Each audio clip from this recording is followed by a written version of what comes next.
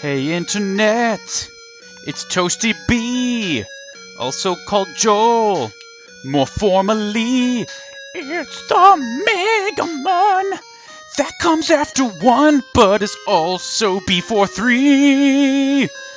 I'm not even sure why I did that actually, because it's not like anything will ever replace the Brental Floss lyrics for this song. That's pretty much permanent now. But hey everyone, it's Joel, and I'm playing another Mega Man game, I guess. So yeah, I don't know. I just figured I'd give it a shot. You know, it's been a while since I played Mega Man 1.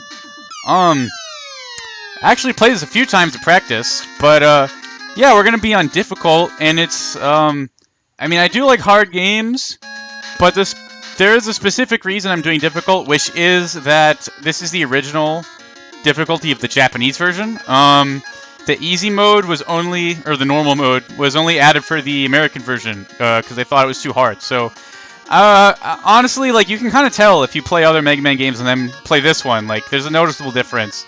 This one feels like a little bit more like a regular Mega Man game. So, anyway, enough of that. We're gonna do Metal Man. I know what you guys are here to see.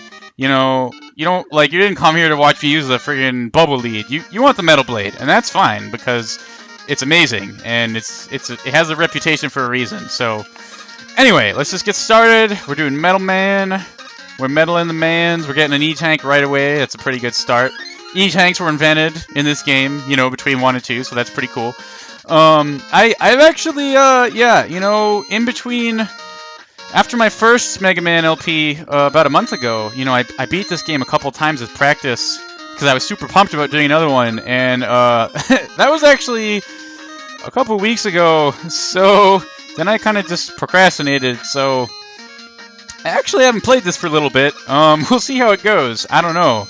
We'll see if my preparation pays off or not. But anyway, as you can see here, the gimmick is these conveyor belts here, and they're made of metal, and these drills are made of metal. I got a life. That's pretty cool. So, you know, I got some stuff.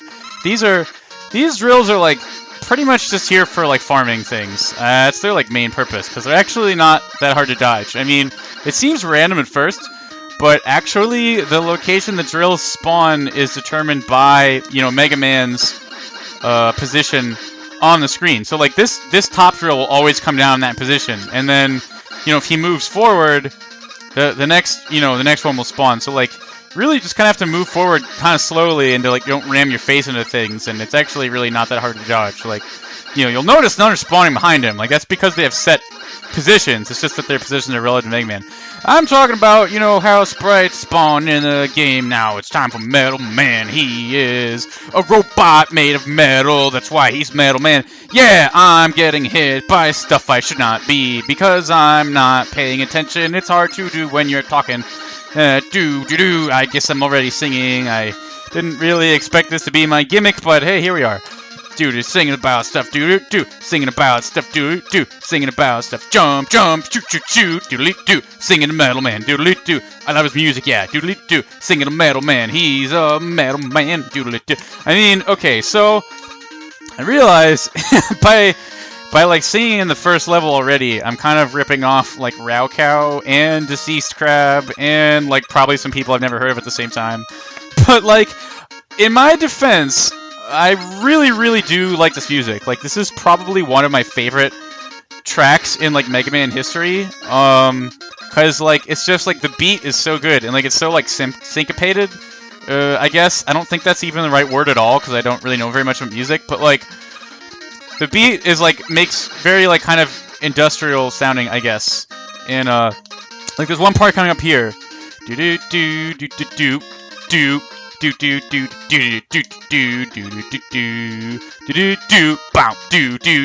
Like, it's this part in the song that for the longest time I thought was like a note, but if you listen to it really closely, it's actually just silence. Like the melody just kind of like stops. And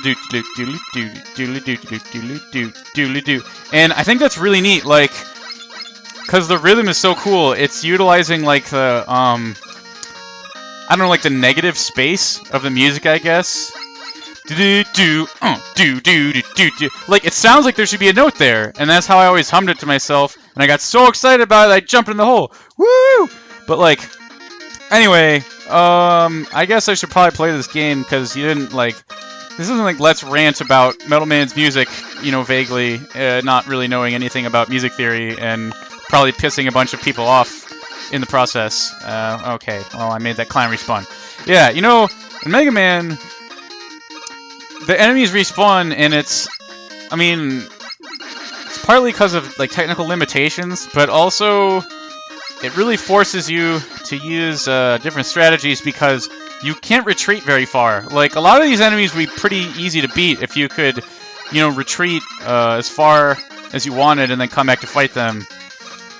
Because they can't move that fast. But because they respawn when you come back to the... Really? When you come back to the area, like, you have to stand your ground a certain amount, or they're just going to show up again. And so it forces you to kind of use less, I don't know, cheesy tactics. As far as I'm aware, there's not a way to get that E-Tank over there and survive without one of the, you know, mobility items that you get later. So we're just going to leave that there for now. But honestly, we're almost at the end of the stage. Yeah, here we go. We have the door.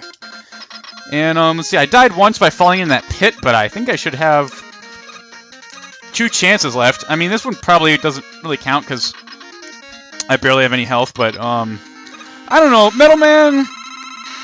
Metal Man's certainly doable with the Mega Buster if you're not bad. He only ever throws his blades when you shoot. So if you stand there forever, you'll just kind of be in a stalemate, which is good because you can kind of predict when, you know, he's going to throw them. Like, if I just stand here, he's going to run there forever. When I shoot, he jumps and then throws. Yeah. So, you know, if you need a breather, you can just kind of stop shooting for a while, and to a certain extent, you can sort of control, you know, the pace of his attacks. And then, yeah, I believe, like, the height and the number of blades he throws is random, but, you know, to a certain degree, he's predictable in that sense. So it's really kind of just about getting in a rhythm, and then depending on how high he jumps, like, you shoot at different times. When he throws more blades, it's difficult, yeah, because you kind of have to jump over the first 2, and then you jump right into them like that. But, I believe, yeah, he's not that hard to beat with the Mega Buster, which is good, considering he has, like, literally the best weapon in the game, hands down. And, like, I find that it's best to kind of shoot in the middle of your jump, like, both coming up and coming down, because that kind of gives you the most coverage of, like, space, vertically, which kind of helps to shoot him. And, yeah, we're almost... There we go. Alright, yeah, I beat him. I beat him on my first, you know, without game overing, so that's good. That's a good sign. And now we have the metal blade, so the game's, like, basically over now. No, I mean, it's not that good, but it's really, really, really, really, really, really, really, really, really, really, really, really, really, really, really, really, really good, to put it succinctly. Like, yeah, if you don't know, I mean, the Metal Blade is...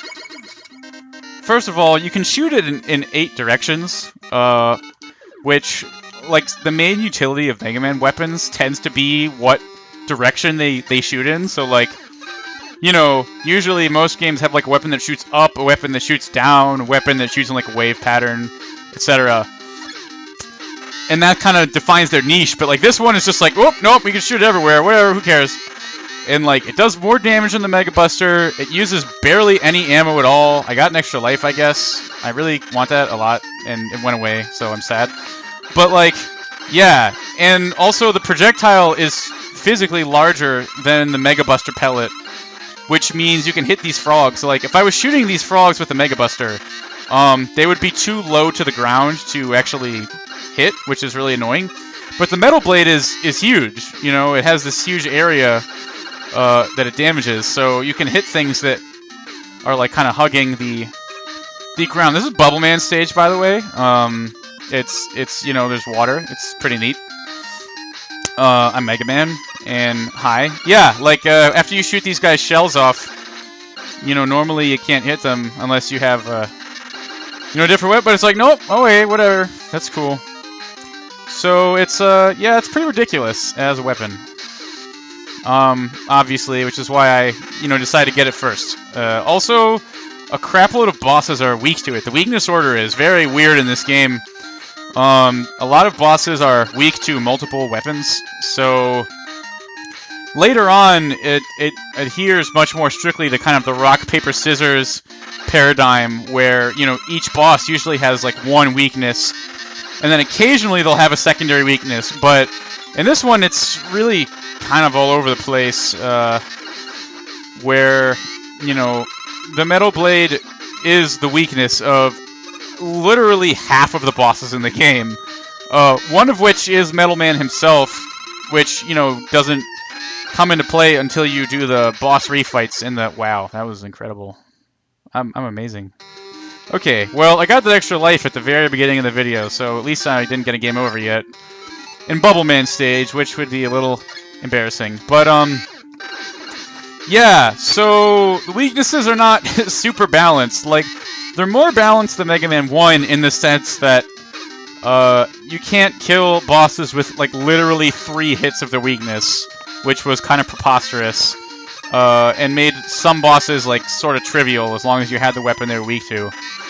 But in another sense, you know, you get this one weapon, and it works against so many bosses that it nullifies, like, a little bit of the, you know, determining what weakness people have aspect of the game. But, you know, in general, it's still a lot more balanced than Mega Man 1, and I would argue that it's more difficult for that reason, because you can't really cheese as many of the bosses by using their weakness. You still have to try at least a little bit, so... The first game I kind of just did in a super long, you know, session that ended up being like 4 or 5 videos. And this one, I don't think that's feasible because A, it's longer, there's 2 more Robot Masters, and, you know, the Fortress stages are a bit longer. And also, it's just kind of more difficult generally, so I expect to die a lot more, and it'll probably take longer. So, for this first video, I'm probably going to attempt to beat, you know, 2 stages. So Metal Man and Bubble Man, I think that's a good start. So we'll see how that goes. I'm actually almost at the end at this point, so it's looking pretty good. Yeah, and I mean, Bubble Man is sort of infamous for being not very hard. Canonically, Dr. Wily built Bubble Man with a fatal programming flaw that made him unable to move except by jumping.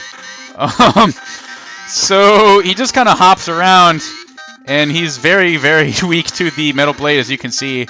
And his only real attack is kind of shooting these pellets at you and throwing bubbles at you, which is not a good attack. So he's dead now.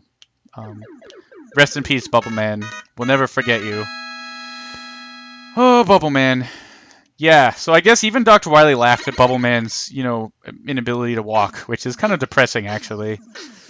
So, he's sort of the underdog of this game, I guess.